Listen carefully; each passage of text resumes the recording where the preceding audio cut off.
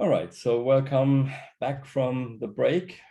Before the break, we had a look at an example which showed unrealized profits in group accounts, and that we have to get rid of those unrealized profits because it means if you sell something to yourself, you won't get richer. And that's the same with group accounting. If the group sells within the group entities, then the profits that will be shown correctly in the single financial statements, they have to be eliminated in the group financial statements. So that's what we did with this small example. We eliminated intercompany profits by that. And well, you looked at this last slide, and then I think we just have to prepare the booking entries to eliminate those intercompany profits that we saw before the break. And I think it's quite simple. We have to debit the sales and credit the cost of sales and inventory. So by that, we will show no sales and we will show no cost of sales, and the inventory is correctly valued at the acquisition cost of the group, which is 500. So that basically is the solution for unrealized profits, to eliminate those in the group accounts. I think that principle you will have to use on all the inventories that are bought from other group companies. So my key messages for this one would have been, or are, intercompany transactions have to be eliminated. Sales of the seller have to be eliminated or crossed out against the seller's cost of goods sold, and the respective credit goes to inventory. The result is the inventory within the group is then stated at cost of the seller. And a profit will be recognized when goods are sold to a third party. So only then a profit from selling inventory can be realized in the financial statements of the group. All right, so I think that is clear. Do you have some questions regarding this? No. Okay, so we had a small problem when I showed you the example for I think that was the fourth example, internal income and expenses, and I have changed it during here it is. So I've changed it during the break. I think you know that situation when you realize, oops, there is a small mistake in the slides, and then 35 people are looking at your mistake, and then you try to fix it. And then, well, suddenly, no, it's too much. And then that's when I said, well, I will do that tomorrow. Well, I did it in the break, and here is the my change slide 189. So please correct it in your printouts. The problem was that I put a minus to the impairment charges here, and then that led to all the consequences after that. So I corrected this because, as I told you this morning, the pluses and minuses, do not mind. You can set them as you want, but do it on a consistent basis. And that was my mistake. I didn't do that. So here I put a minus because I thought, well, impairment charge is a bad thing. So put a minus to it. But I think in debits and credits, when we're doing this one here, then we should say, okay, if it's an asset, then put a plus, meaning an asset. And when it comes to P&L, a plus is an expense and a minus is an income. So when it comes to balance sheet, a plus is an asset like a receivable, and a minus is a liability. Okay. So in that case, when we add these subtotals, then we see that we have intercompany receivables, we have payables of 800. So there is a big difference between those intercompany accounts. And also we have an impairment charge sitting in the P&L, which really is not there because we shouldn't impair intercompany balances in the group accounts. Of course, it makes sense to do that in the single financial statements. The single financial statements are correct, but for group purposes, we have to eliminate that. So therefore, and this is the hopefully correct solution, and I will put that into the solution slides this evening when I upload the solution slides to Elias, the e-learning platform.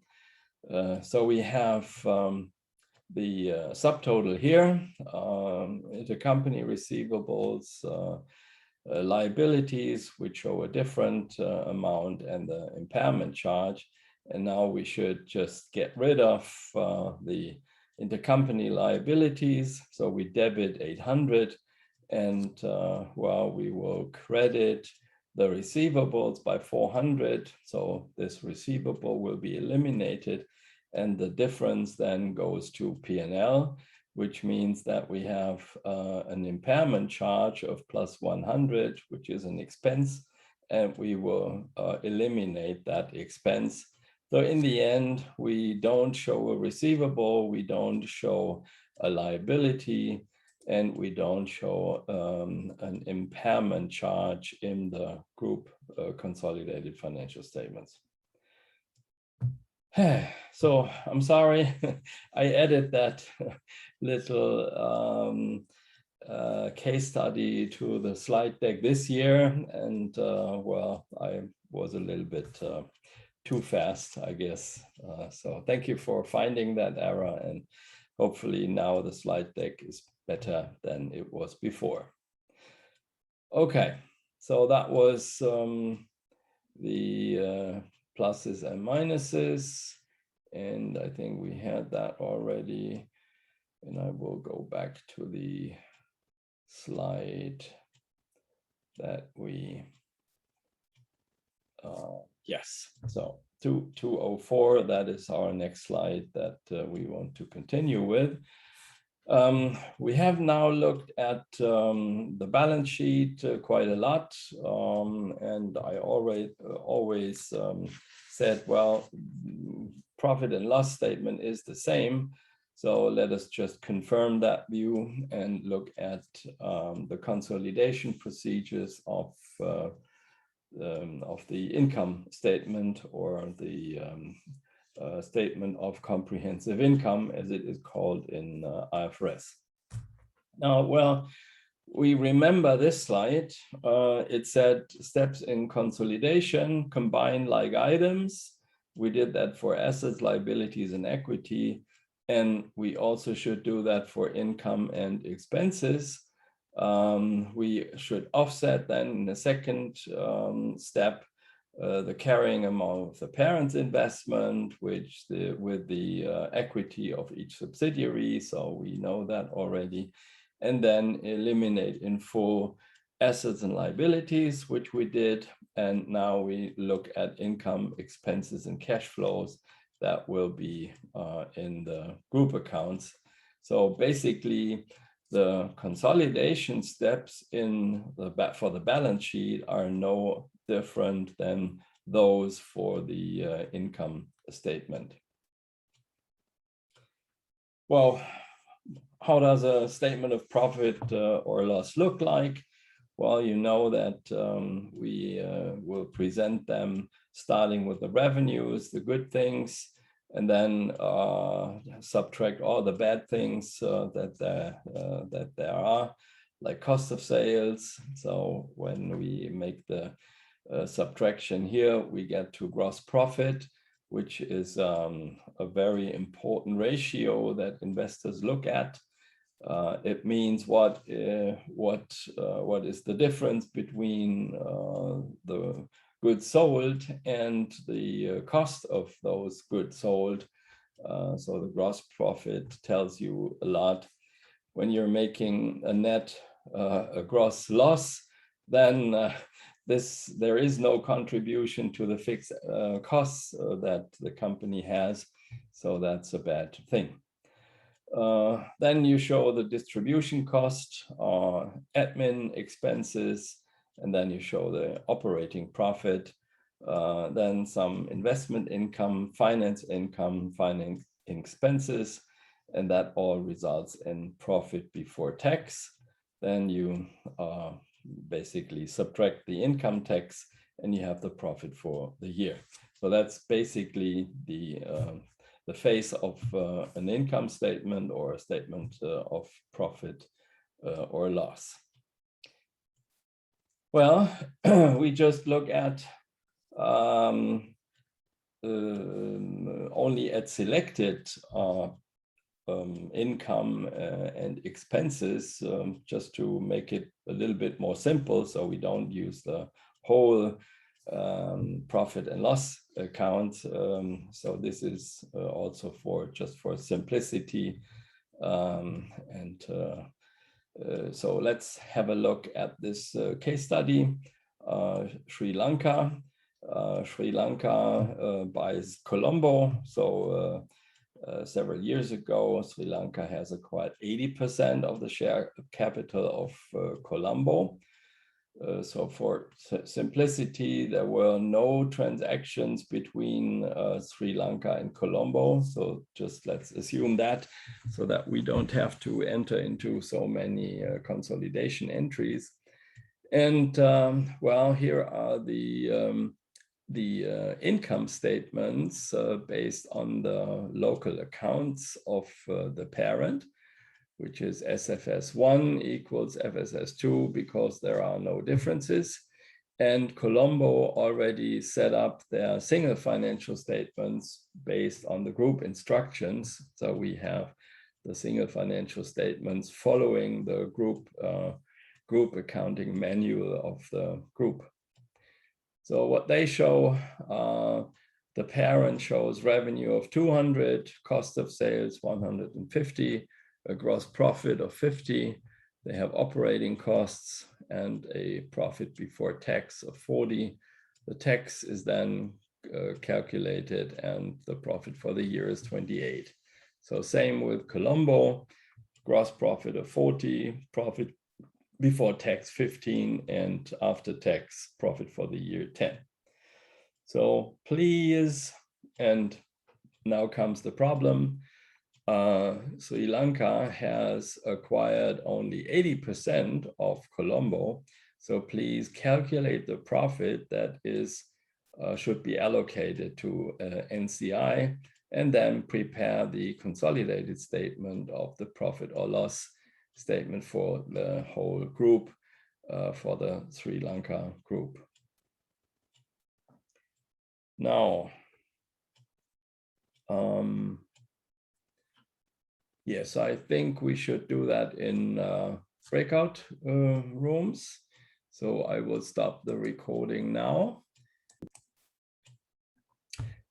Yeah, so I hope you enjoyed your work in the breakout rooms. So welcome back. We looked at the case study Sri Lanka, and here is my suggested solution. We had first we had to calculate the NCI, which is attributable to the NCI. So when we look at the suggested solution, then well, when it when we have to look at the single financial statement, income statements, we will just add those and then take from here the profit for the year, which is 10. So in the single financial statements, the profit for that company was 10. So what is the share of the parent? Of course, it's 80%, but that is already included in the group accounts. So it is included in the 38. So we just take the share of the non-controlling interest, which has to be separated and then accounted for separately. We take that 10 and then take the share of NCI, which is 2 in the end. So 20% of 10 is 2. And then take from the whole profit for the group, we deduct the 2, which should be allocated to the non-controlling interest, and the remaining is what is due or what should be attributable to the parent. So that is basically what we do. So I think in the exam and also in practice, people make make the error or make the thought that they take 38, which is the group profit, and take 20% of that.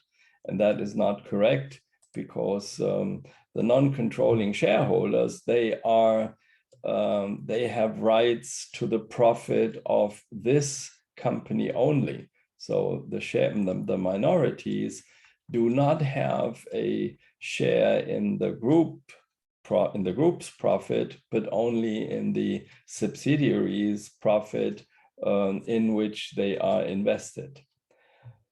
So and what I saw from the breakout rooms, you all did it correctly. So yeah, well, I would like to see that also in the exam when such a calculation might be one of your questions. All right, so that's basically it. Well, when we look back onto the consolidation rules, here are some theoretical look backs, so to speak. So when we look at the group statement of financial position, which is the balance sheet, then cross-casting is done, elimination is done. And the basic rule here is that the assets and liabilities of the parent and subsidiary are fully crossed out. So they are eliminated. When you look at the group statement of profit or loss, then you have the basic rule that all the income and all the expenses of the parent and subsidiary are fully crosscast. So you do the same thing with intra-company expenses and income. So the result of the subsidiary have to be time apportioned, and that is something that we did not speak about so far. But for instance, if the subsidiary was acquired in the second half of the year, so let's assume the 1st of July, and the calendar year is the fiscal year of the group, then that means that for half of the year, the subsidiaries' profit go to the new shareholders. So you will have to time apportion a part of the company's profit and then take that also into account. Then when it comes to intercompany items, current account balances between the parent and the subsidiary have to be excluded from the group statement of financial position, because they represent intercompany items That means they are not external assets or liabilities.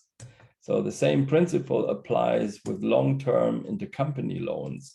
So you have the same thing when there are intercompany loans, you have to eliminating these.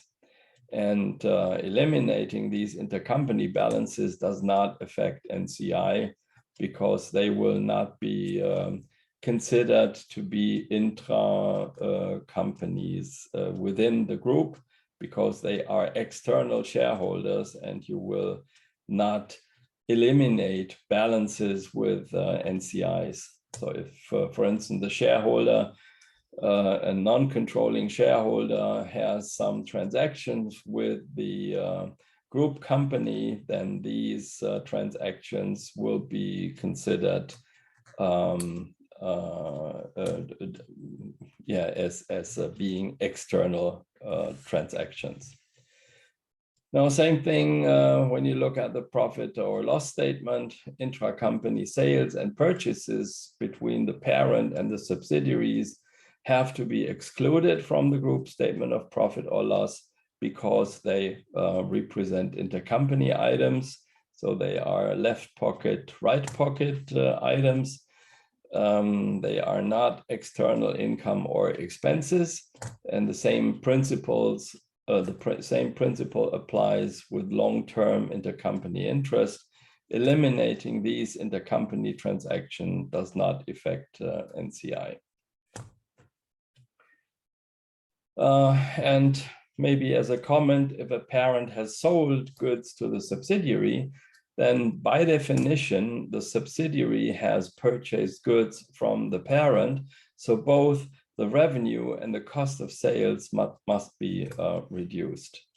We did that, and also the profit will have to be eliminated. Unrealized profit and loss when there is unsold inventory purchased from another intercompany entity at year end at a transfer price. So that transfer price normally is higher, but it can also be lower than the cost of the seller. The consolidation adjustment causes a reduction in both the inventory and the retained earnings. So if that is higher. If it was lower, then of course it will increase both inventory and retained earnings because the loss is reversed. So the consolidation adjustment will reduce sales and the respective cost of sales, and that will result in reduced profits or increased losses for the year. This also affects NCI because they will get a fair share of those profits. So what about fair value adjustments and additional depreciation?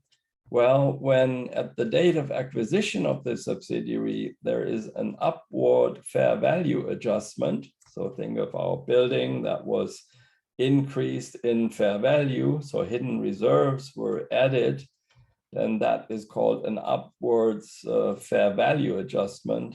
The assets increases by the fair value adjustment and then decreases by the subsequent additional depreciation.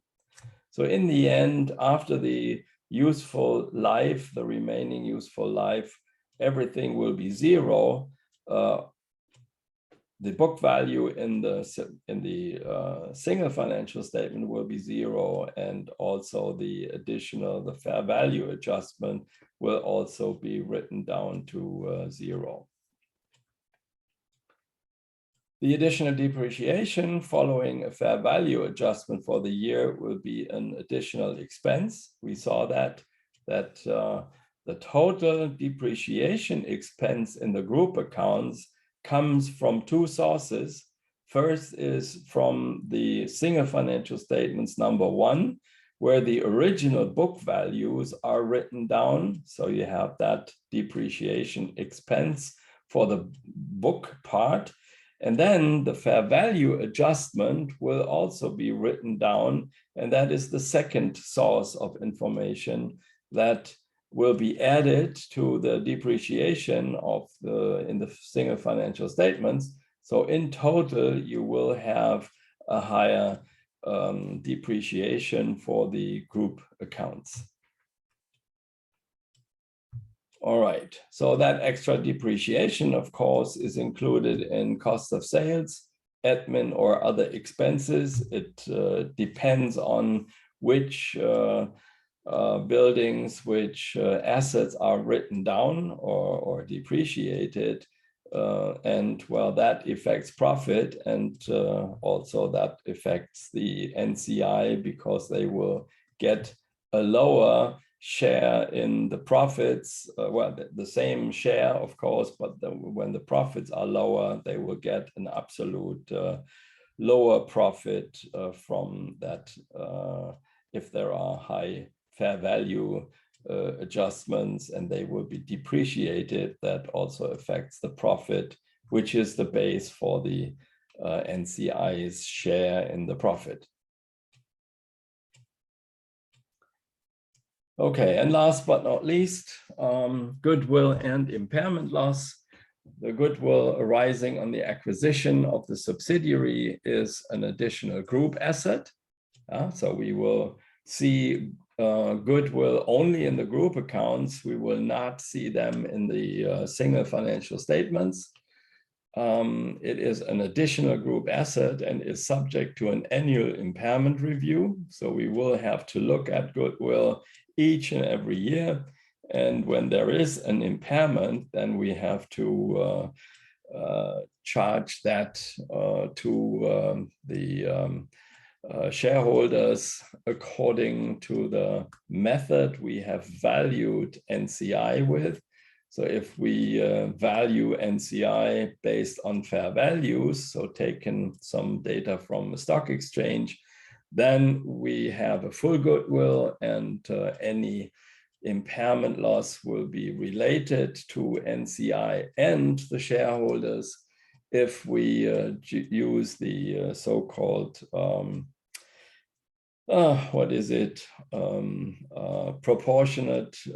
proportional net asset method. When we use that one, then we don't have market information. We just look at the net assets valued at fair value of the subsidiary, and then allocate the share of the NCI to that. And then we have the net assets of the NCIs. So in that case, we only have goodwill, not full goodwill, and that goodwill will only be allocated to the parent. So if there is an impairment, we will only allocate that impairment loss 100% to the retained earnings of the parent shareholders. Any impairment loss arising in the accounting will be an additional expense. I think I just explained that. And the extra expense in respect of the impairment loss arising in the year is normally included in cost of sales. All right, so that's it. When we look at the consolidation rules, basically they are the same with some minor differences. Okay, so we are at 2:13. Let me just have a look. And well, I think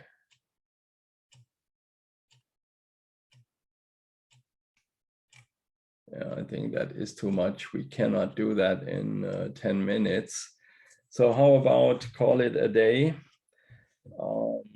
It is, oh no. Just wait a minute. It's 6:15, so we have at least 40 minutes, so we can do this. I'm sorry. So I was a little bit distracted from the time difference.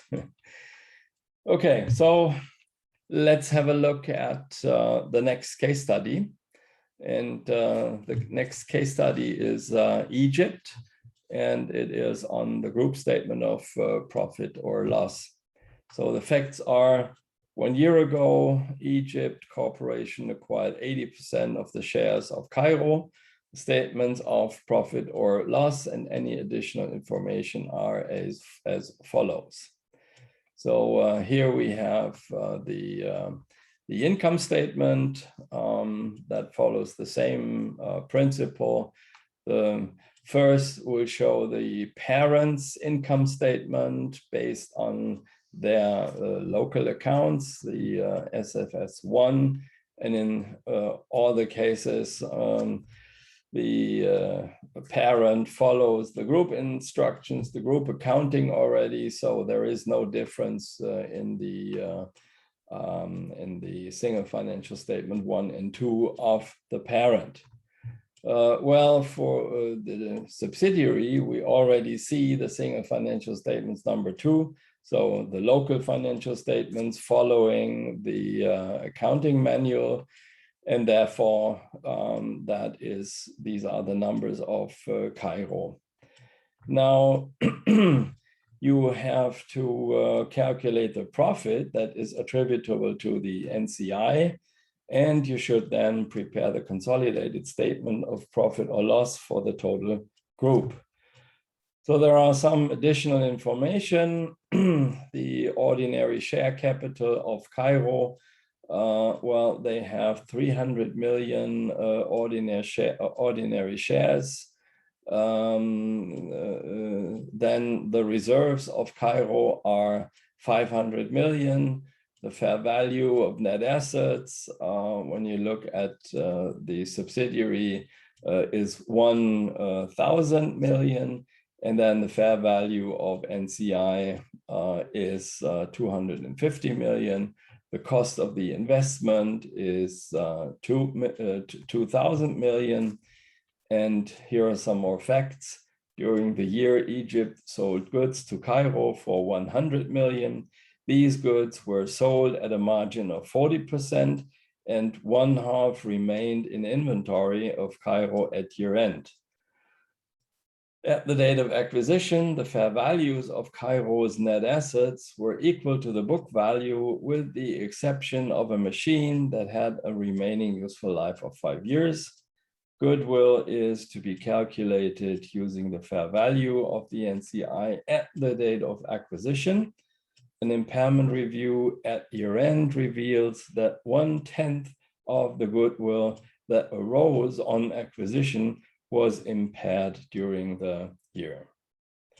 So please use the following forms and calculate, well, first do the 5 workings or 4 workings, and then enter those data into the consolidation table. I will send you to the same breakout rooms. And if you should not be allocated to one, please tell me in chat where I should put you to. All right, so welcome back from the breakout rooms. Some of the groups were already finished with also the consolidation matrix. So and others were not. So obviously this time it was a little bit trickier than in the other case studies. So I think I decided to cut here. So there are 2 possibilities. Either we do complete the case study tomorrow, but I think we should rather do it now, and maybe it will take a little bit more time. I hope you forgive me that I will take some of your precious time, but I think it's better like this. So we looked at the Egypt case study, and we had the 2 single financial statements, additional information, and I think that was not a problem to come up with the consolidated, with the 5 or 6, it was 6 workings. So we had a structure of 80-20. Intercompany sales were clear. They were reduced. Sales were 100 million. So we have to reduce those sales because they are intercompany sales. So in that case, they did it like this, like debit sales and credit cost of sales by 100, and then look at the unsold inventory at year end, which is 50% of that total intercompany sales. So the margin that we had to reduce the inventory by is 100 times 50%, because 50% of the total transaction was still in stock, and there was a 40% margin on that one. So 20 million would reduce the inventory. So as the parent is the seller, there is no impact on NCI. The profit adjustment just relates to the parent.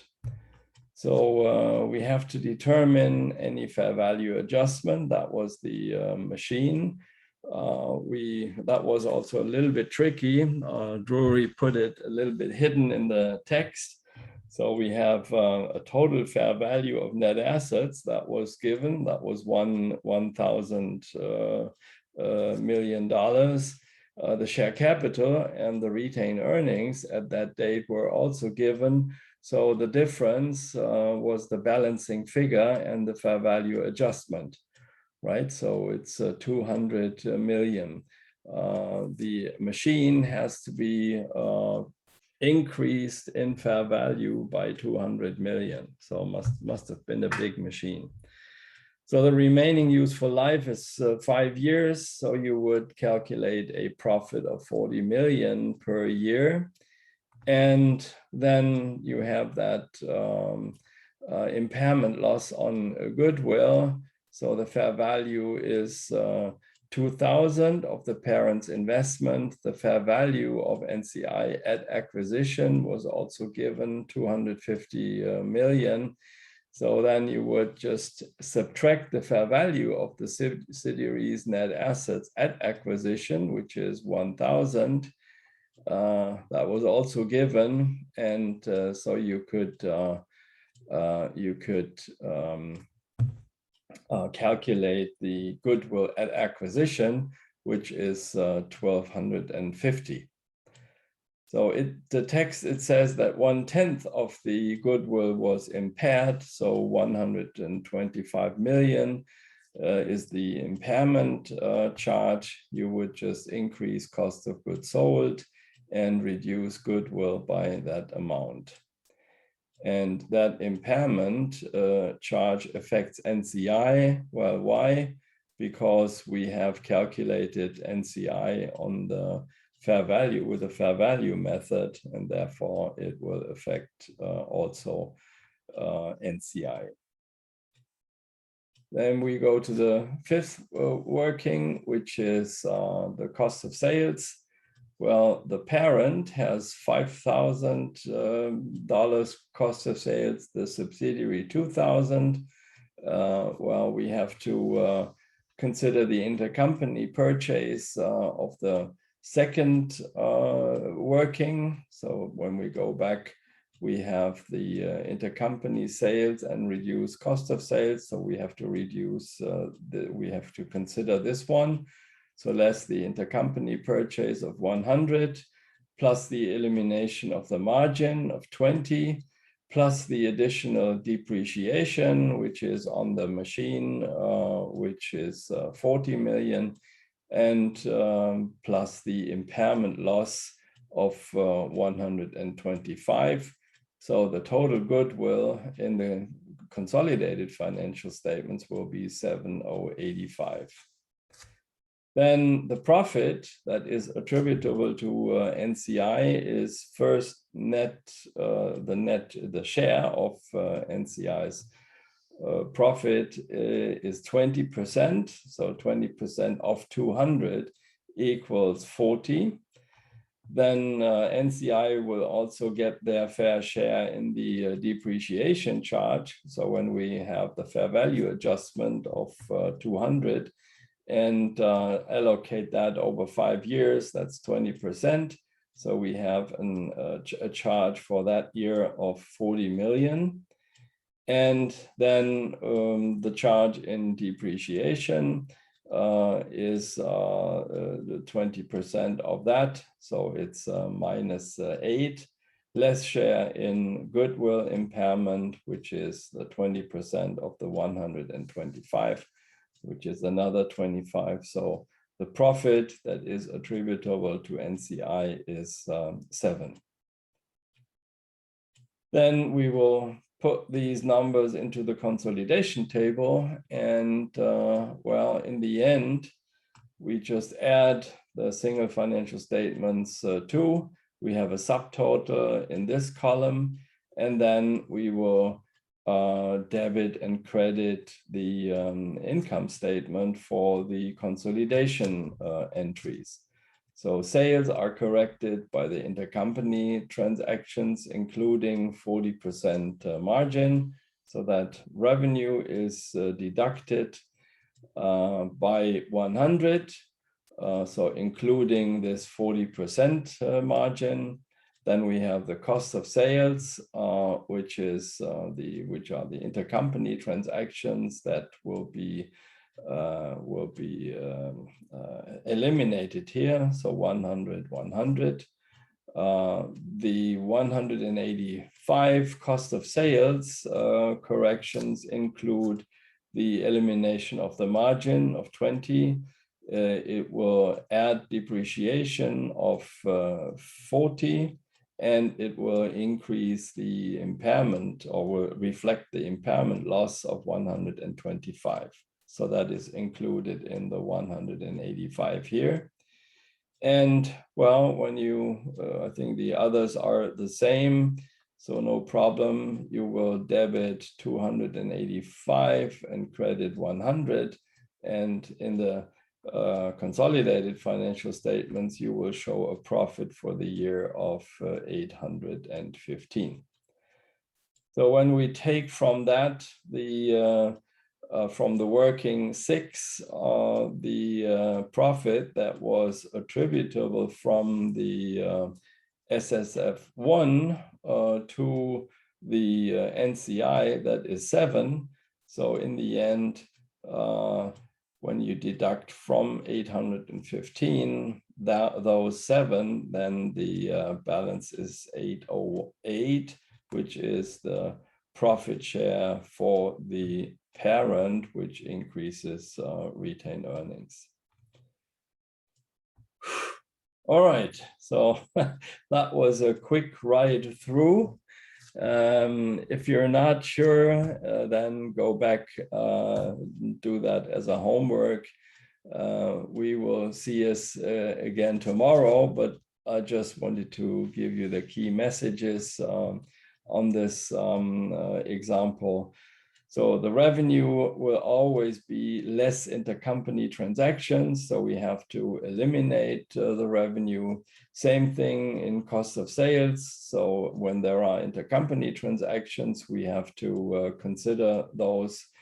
Then, of course, we have to consider the margin in inventory. So if a company purchases from other intercompanies, then the margin has to be deducted from inventory. However, how you do that is sometimes your own way of doing so. So it might be an estimation, a rough estimation, or you could go to each and every transaction, but I think in practice that will not be done. So plus any additional depreciation of the fair value adjustments, so that would increase cost of sales, and also the impairment loss will increase cost of sales. Then NCI, the subsidiaries profit is charged with additional depreciation because those include the subsidiaries profit will increase by an intercompany inventory margin will be decreased by additional depreciation, and also the impairment loss, that part that also goes to NCI. So in case if it is full goodwill, then it will also go to NCI, any impairment loss, and therefore the subsidiary's profit is charged with all these expenses. All right, so tomorrow after the poll, we will look at the accounting for associated companies. And for that, I will call it a day today. So if you have questions, then come up with those now, put it in chat, or just ask the question. If there are no questions, then I will call it a day. So obviously there are no questions. So I will stop.